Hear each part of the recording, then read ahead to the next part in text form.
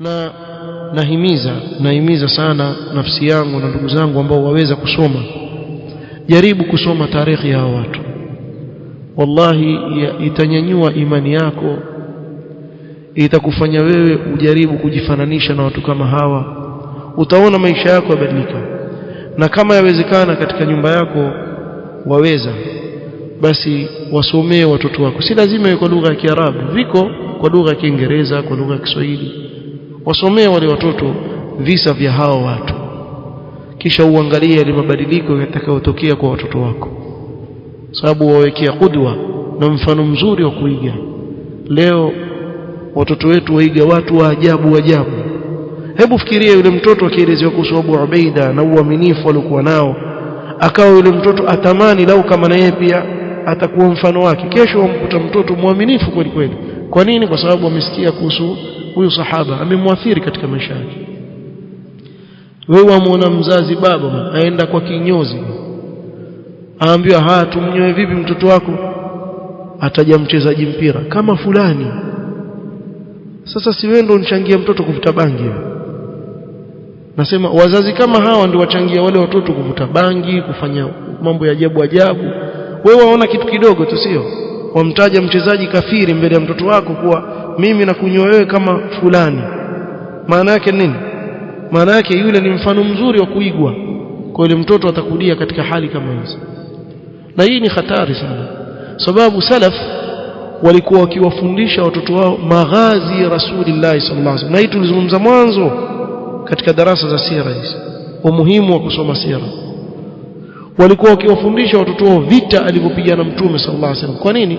Na ndio utaona wale watoto wao, watoto wa salaf, walikulia katika ushujaa na walikulia katika kuinusuru dini ya Allah subhanahu wa ta'ala, kwa sababu wakulia huku wasikia kuhusu wale waliotangulia huko nyuma katika mababu zao ambao walikuwa ni mashujaa katika masahaba wakati. Leo sisi twashindwa.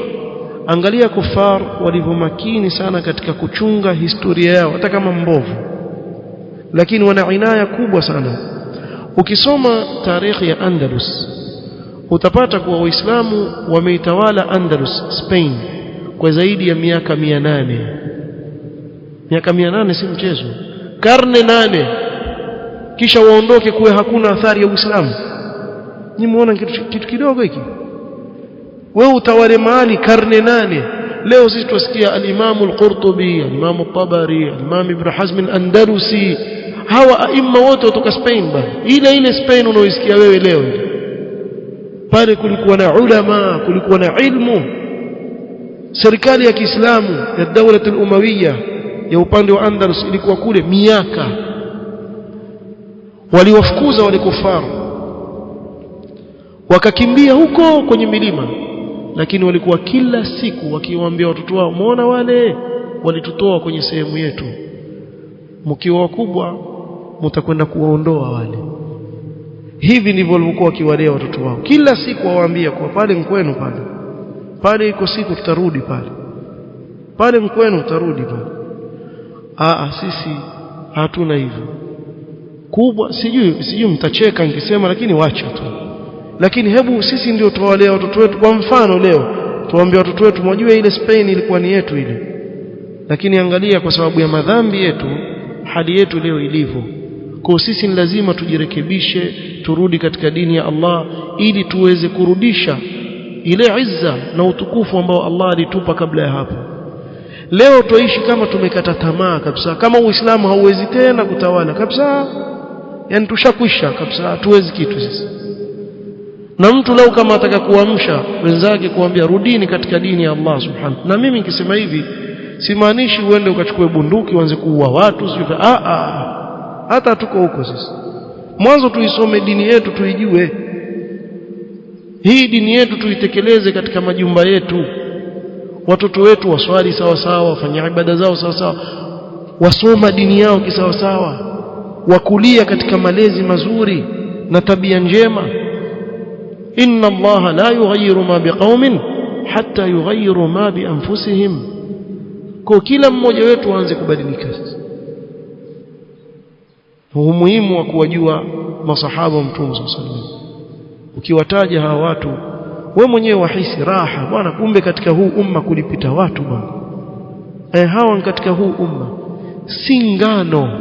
Usisikie Abu Ubaida na sifa zake ukaona kama ni kitu khayali, mtu ameimagine kisha kaweka kisa. Ni kweli. Wewe ukisoma kwa mfano al-Qa'qa' radhiyallahu anhu at-Tamimi, huyu sahaba alikuwa akitumwa katika jeshi na Abu Bakr as-Siddiq, kisha akimwandikia barua wakati ule Khalid bin Walid ndio amir komanda wa jeshi, amwambia na kutumia al-Qa'qa' at-Tamimi al-Yamani.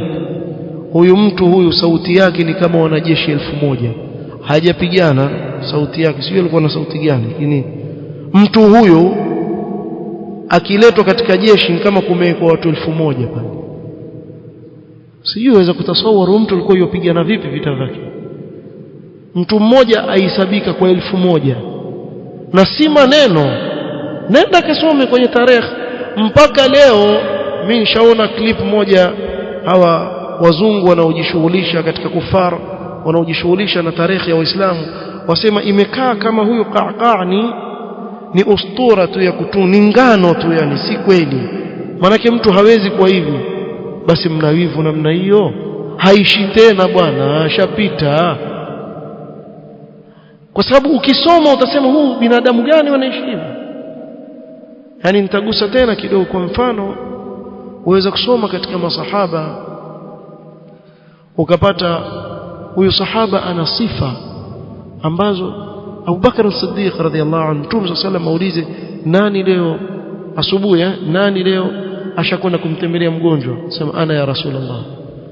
Nani leo mfuata janaza, ana ya Rasulullah. Nani leo anatoa sadaqa, ana. Nani namka mfunga, ana ya Rasulullah. Mtu mmoja huyo amali zote hizi amezifanya katika siku moja, yote anayafanya mtu mmoja. Sasa waweza kushangaa alikuwa na muda gani wa kufanya amali zote hizi kwa wakati mmoja, mpaka yafikia Umar radhiyallahu anhu wa arda. Fikiri nyote mmoja kisa cha ghazwa Tabuk, kila mmoja alikuwa akitoa kila anachotoa katika mali yake. Umar akasema kama ni kumshinda Abu Bakar basi leo, akatoa nusu ya mali yake akampa Mtume sallallahu alaihi wasallam, ya Rasulullah, hii mali yangu nusu naitoa fi sabilillah. Abu Bakar anatoa ngapi? Aambiwa mtoa yote.